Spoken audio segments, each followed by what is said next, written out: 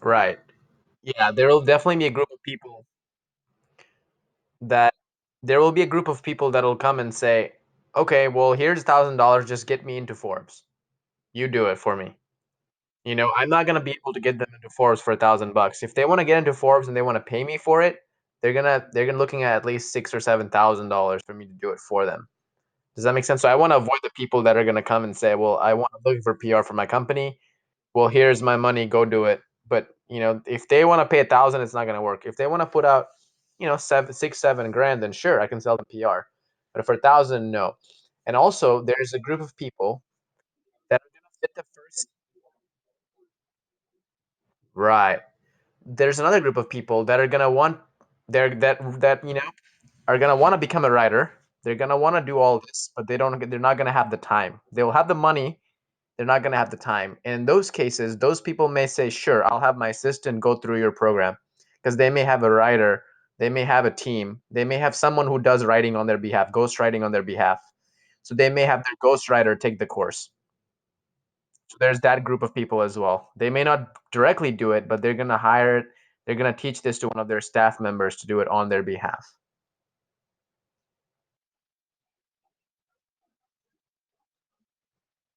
Say that one more time.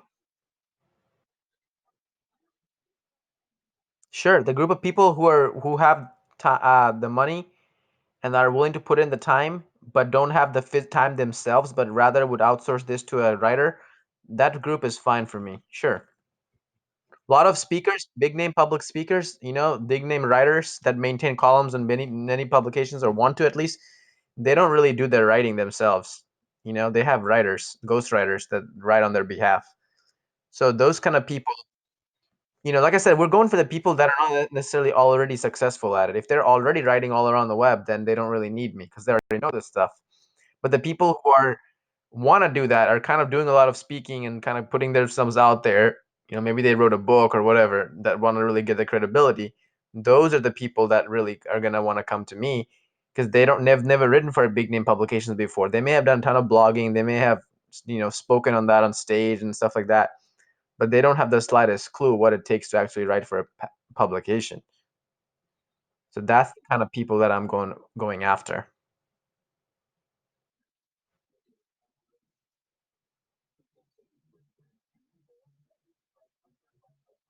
Sure.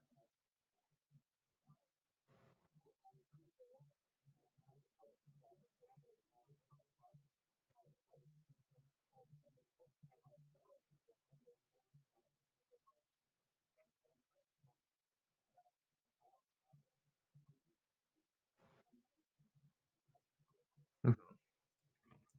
Yep.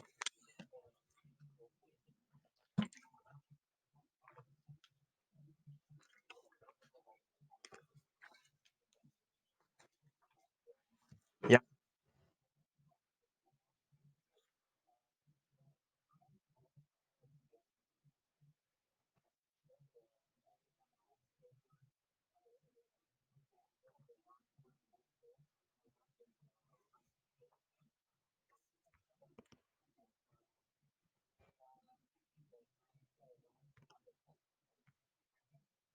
Hmm.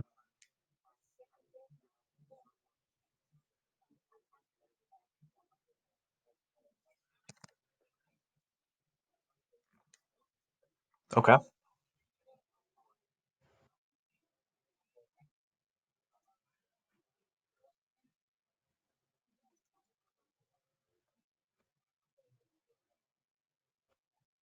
Okay.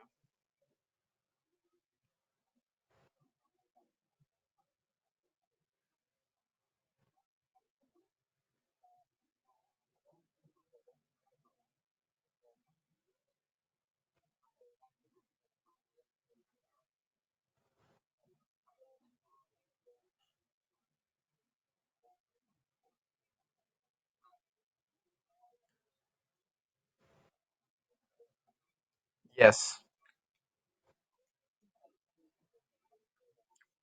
I'm going to help you understand the third concept a little bit more. The third one, you can think of this just like the same as when you're messaging girls on a dating website, right? Majority of people, what do? They have a template, they copy and paste it, and they send it to hundreds of girls, right? And they get no responses, and they wonder what's going on.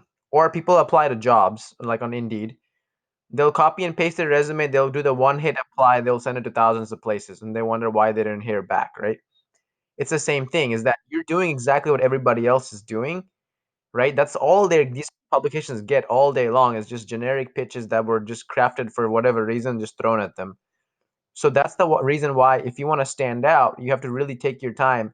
You have to build a relationship with the editor. You have to follow the directions of the publication. You have to present yourself as an expert. You have to take your time and make a very targeted pitch. Most people don't take the time to do that. So those people who do take the time usually end up getting in. That's kind of how what that third point is.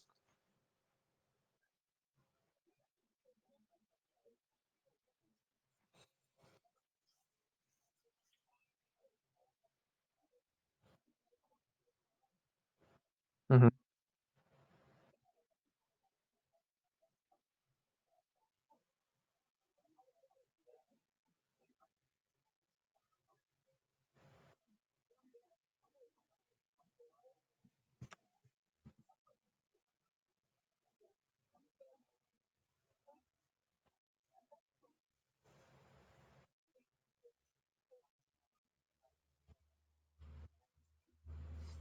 Anybody who have became helped become a contributor, you're saying?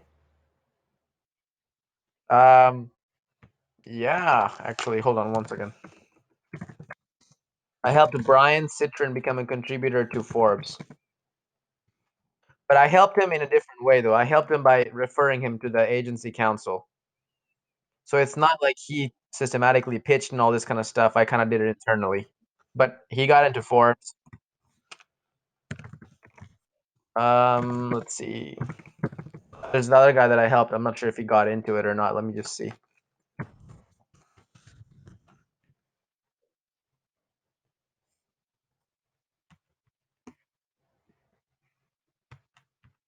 Yeah, I can tell him with at least three case studies. Sure.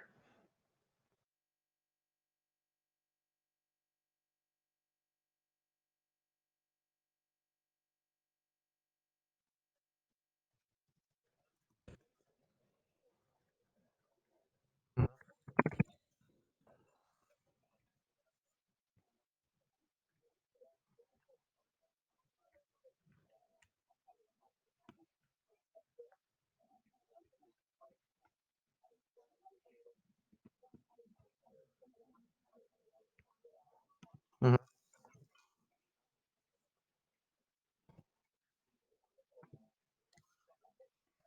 Mhm.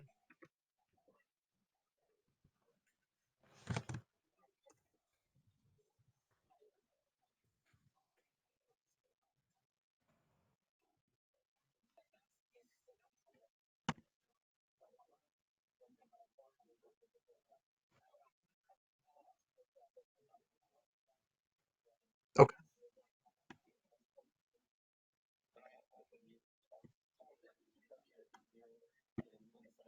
Sure.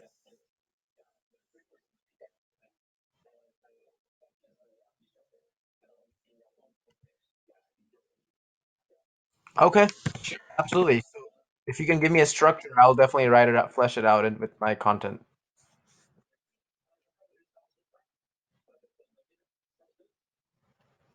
Yeah, just having yeah, like I just read the few pages that you gave.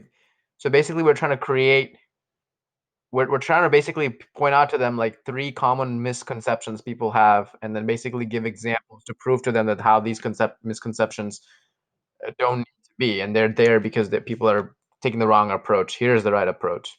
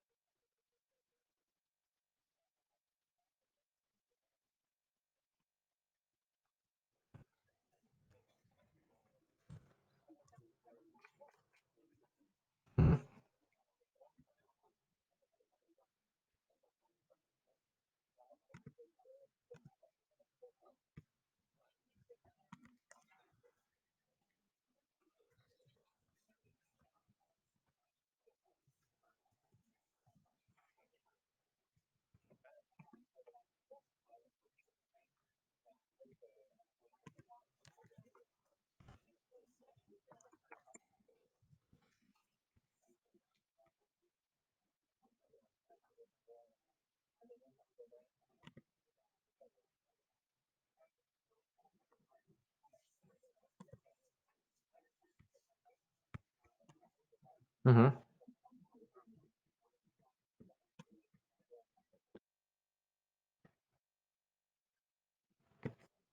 Okay.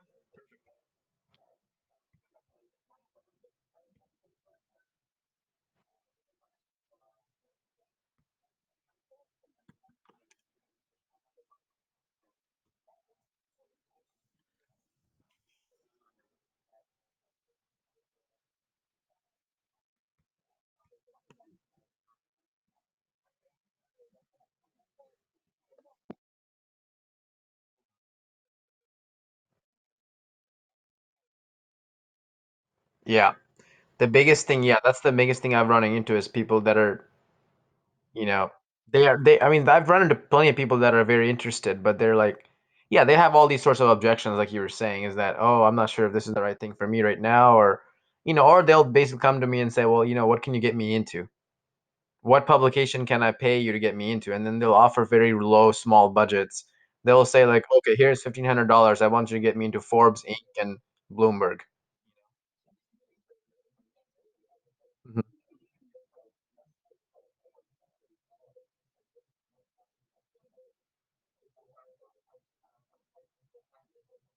Okay.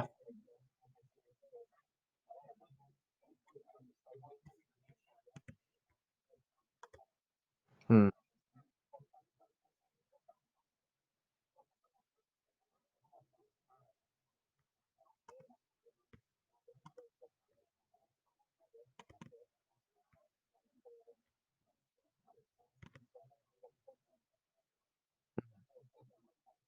Perfect. Okay, as long as we get those people on there, yeah, that's exactly the approach.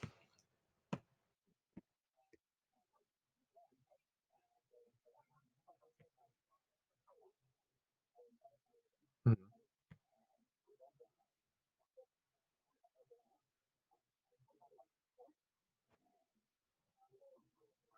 Okay.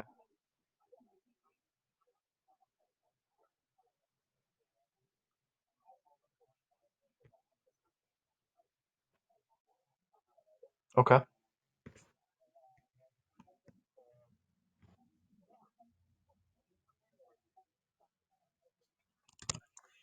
I did as of last night. I turned them off because the leads that I got from them did not convert into anything.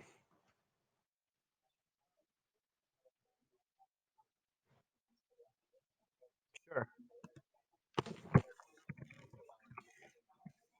Yeah, perfect. I'll make you an admin.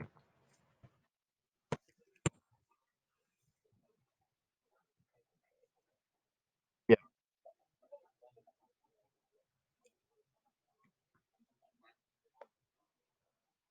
Okay.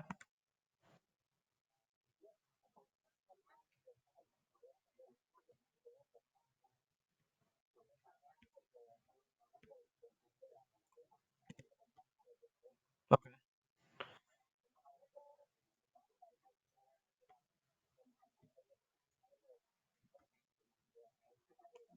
Okay. I got another thing I just thought about as I was just adding you as an admin. There's another group that I completely forgot about. Yeah, I don't really mention this group as much because there's too many people out. When I started this thing, I wanted to be completely different. That was my thing, is that I didn't want any competition. Even with PR, for example, there are not that many people that are doing PR the way that I'm doing it. There's like two other people, and I can show you I'll give you their what they're doing as well, so you have that for reference. But there's another category of people that we forgot, which is basically people that are trying to build their personal brands. That's something that I have a lot of mentions all around the web. In fact, I was featured by Sujan Patel as one of the top 10 personal branding people to follow in 2016, because I did so much work in building my brand by getting, myself mentioned, myself in podcasts, growing my Facebook, LinkedIn, Twitter, getting verified on Facebook, all this kind of stuff. So there's going to be a personal branding aspect of it too. And I'm wondering if that market of people that are trying to learn that is large enough to where I can tap into it and compete with other people that are teaching personal brands, personal branding. Because there's tons of people that are doing personal branding. I know that for a fact. The reason I didn't focus on it as much is because of that reason. And I thought, okay, well, then maybe there's too much competition. But at the same time, if there's competition, that means there's more demand for it as well.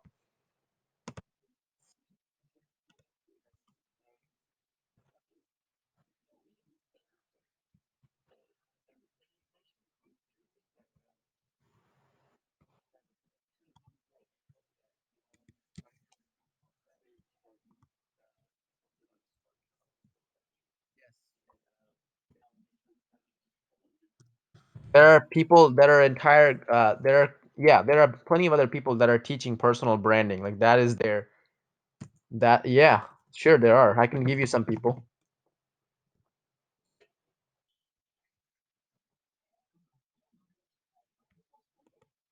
Yeah, I have a Facebook group. Yes.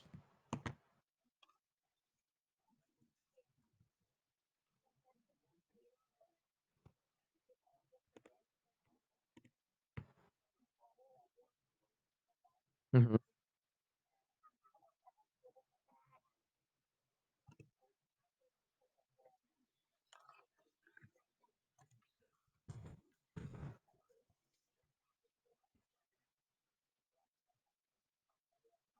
Hmm. You can definitely target my group, but I'm telling you that my group is probably not going to be my target audience because my group mostly consists of my personal friends on Facebook, and they consist of some writers and stuff like that. But for the most part, there are people that have been friends with me on Facebook, and those people already have an idea of what I do. So I don't, we can target them, of course, but I don't know if they will necessarily be a buyer.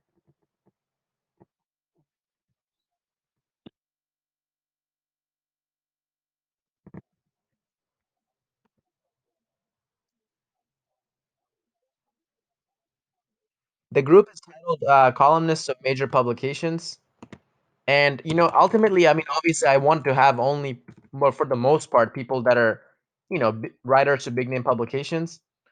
But because I started from scratch and I wanted to make the group attractive to them, so I added a bunch of my friends in there as well. So when I do pitch them that they should join the group, they'll be like, "Oh, okay, there's a lot of people here." Because if I started and then I pitched it to them and there's like five people in there, they're not gonna join my group. So I have two campaigns. One is basically where I invite my Facebook friends to join. The second is where I go out and find writers for big name publications and I invite them to join. So I'm constantly doing both at the same time.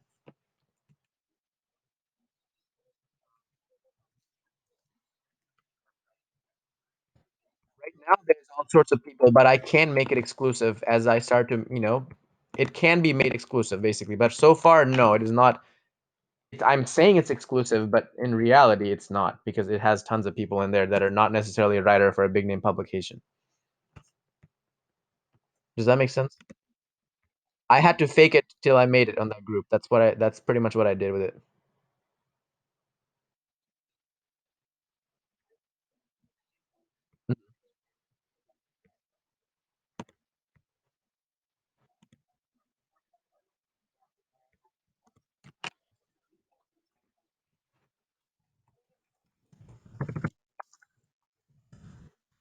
Well, there are people that are. Go ahead.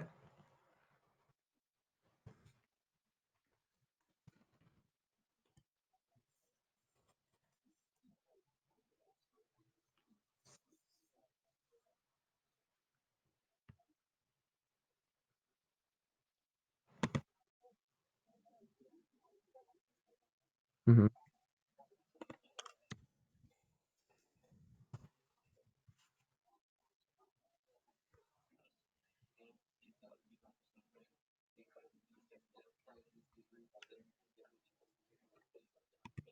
Hmm.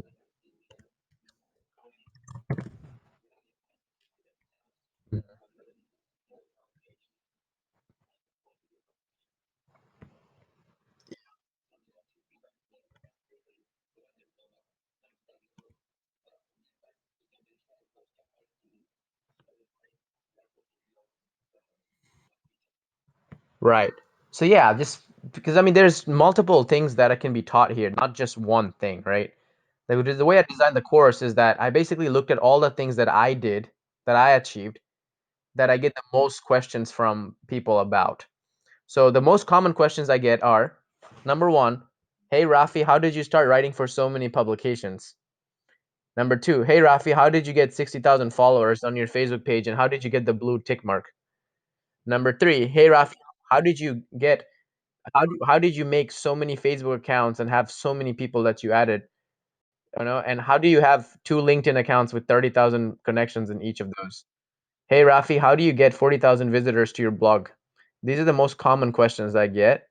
So I basically made the group basically answering all those questions and teaching people exactly how I did each of those things.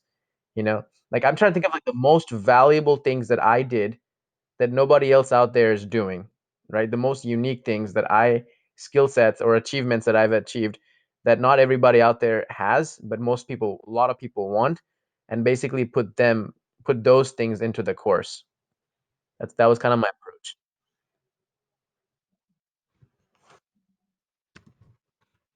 You could target it towards different groups of people, is what I'm saying. It doesn't necessarily have to be someone who is writing, wants to write for Forbes and Inc. It could be the guy that wants to, learn how to run a PR agency, because that's what I do. It could be a person that just wants to learn how to get verified on Facebook. It could be someone who just wants to learn how to get 30,000 connections on LinkedIn. It could be someone that wants to learn how to get a bunch of recommendations on LinkedIn. I have over 100 recommendations on my LinkedIn account. I don't think the average person has over 100 recommendations on their LinkedIn. So we could target it to different types of people based on these different types of things that I've achieved. So what I'm trying to say basically is that our target doesn't just have to be someone who wants to become a writer to big name publications. We can kind of mess around with the personal branding stuff as well.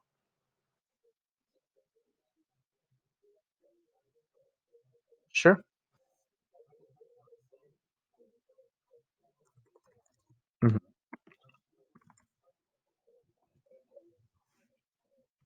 mhm. Yeah,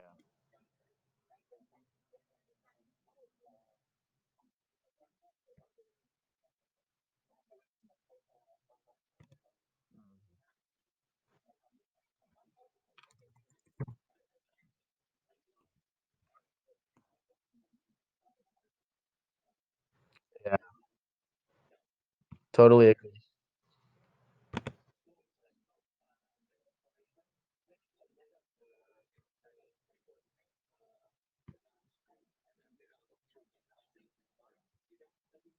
Yeah, tomorrow works. Sure. Is this the latest that you can meet this time right now? For me, today we started at 9:45 a.m. For me, obviously later is better. Later my time is better. But if this time works for you best, then we can just keep doing this time. That's fine.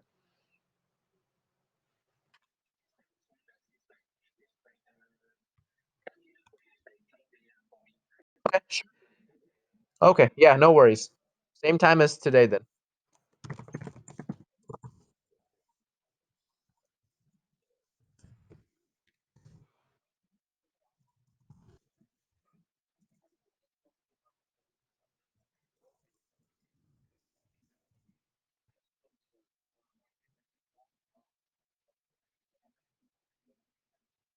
Sure.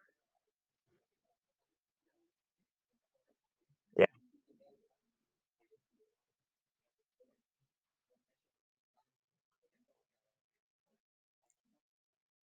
Yeah. Sounds good. I have, I'm working full time on this, so I'm very quick at this stuff. So yeah, whatever time you think I would need, I'll get it done as soon as I can. It'll be very fast.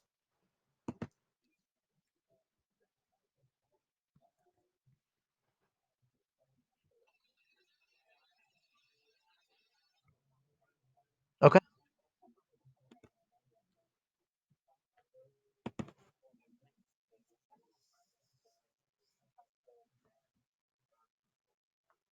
Mm-hmm. Mm-hmm.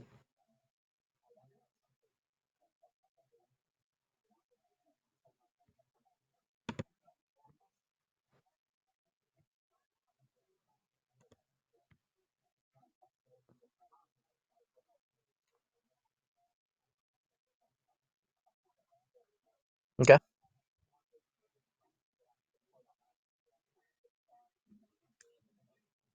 Okay. Now, this will be not be related to my funnel that I showed you at all, right? This will have no connection to this what's to anything whatsoever. There will be no offer page, nothing like that.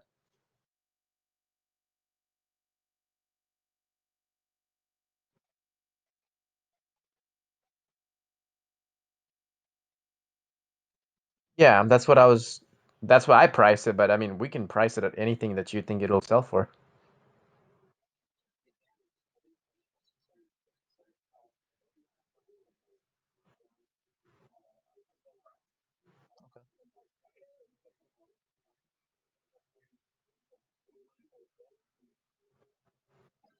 Okay.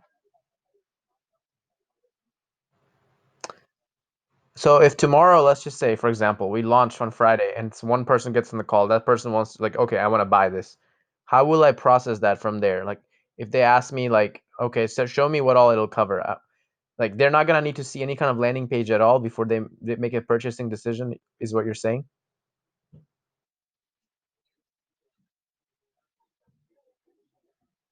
Hmm. Okay. I showed you the one that I'm making right now, right? I said I showed you what I have so far, right?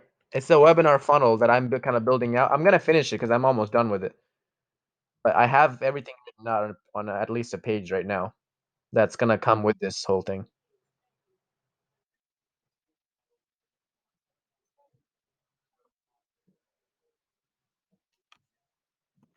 This is basically the. Hmm.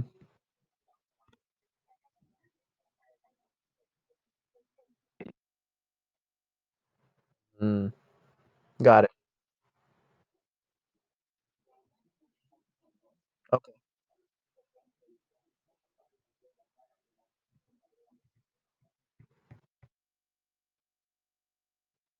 Okay.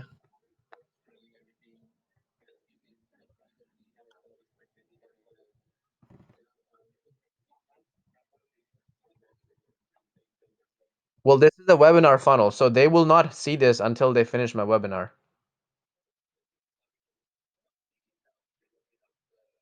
No, no, they don't land on this page. No way. I would not put the price as the first thing if this was the landing page. No.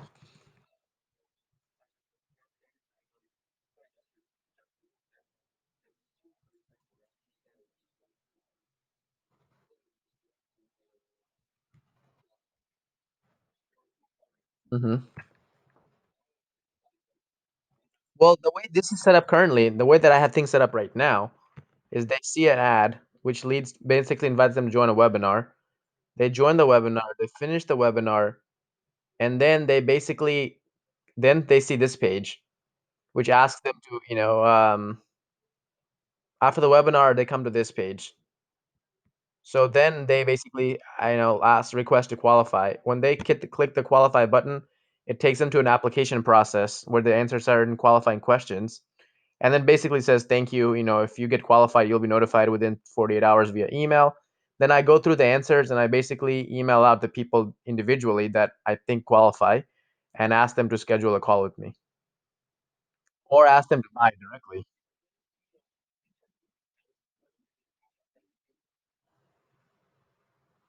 I'm sorry.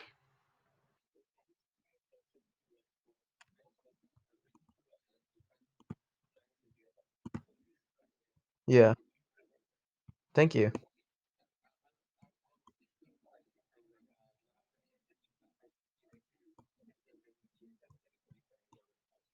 Hmm.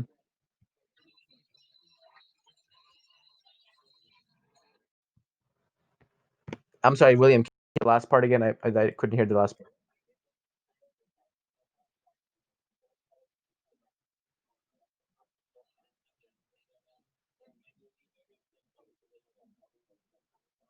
Right.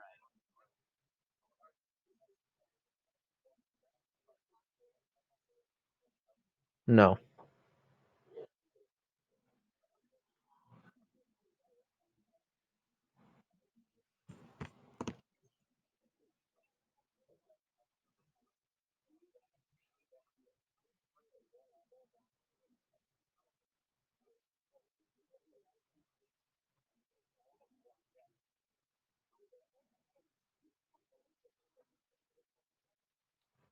I have a separate payment link set up, payment page set up already, but sure.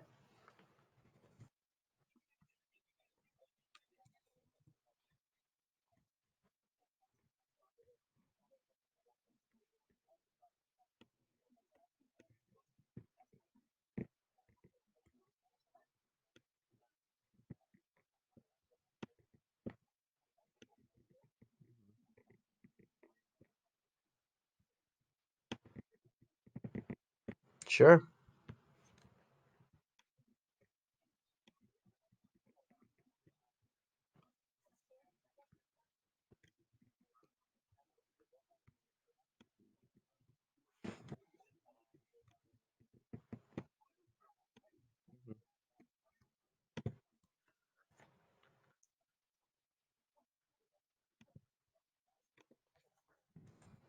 No, man, you just tell me what needs to get done and it'll be done. Simple as that. Here's the payment page that I put together right now. We can change anything on it that you want, by the way. Just give you an idea of what it looks like currently.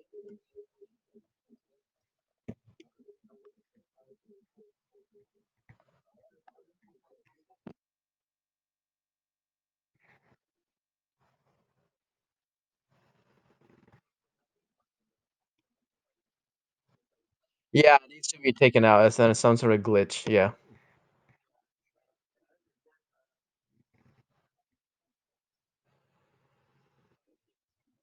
So like basically you were saying earlier, like in the Russell Brunson book, what am I actually selling? Like I wanted to show people that this will actually, make them money, right? That's why if you see the whole idea of starting your own PR consulting, that's like a really good way to make people understand they can do this and make money with it too. So that's why that whole concept is there, is that start your own PR business. But if you think that's just a very silly way to present it, I can take it out. But the reason I did that is because I wanted to get to the people that are actually wanting to make money with this directly right away.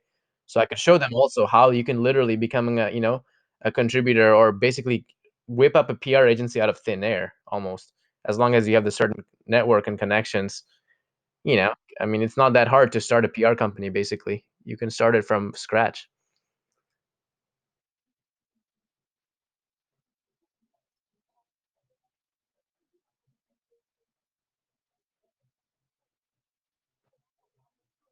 Mhm.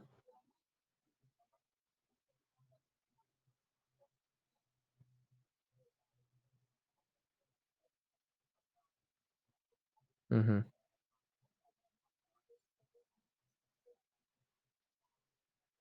mhm,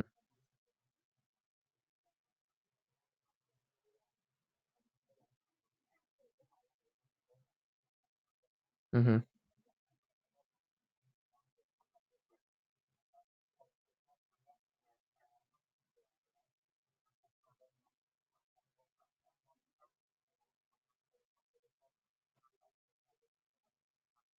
mm.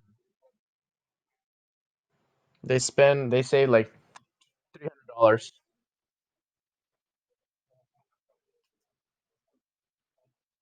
Mhm. Okay.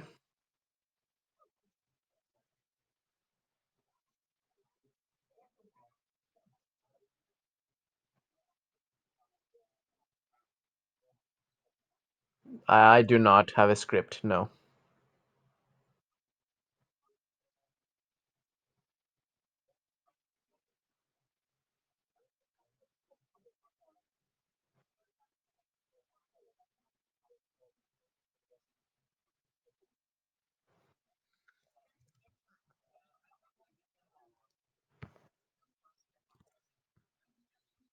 Mm.